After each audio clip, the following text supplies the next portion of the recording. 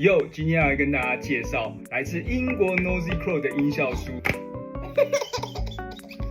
Listen to the birds, listen to the sounds of spring。那它这个 Listen to 的这个系列啊，它主要就是主打着用这种非常可爱的插画，搭配不同的主题来呈现里面的音效。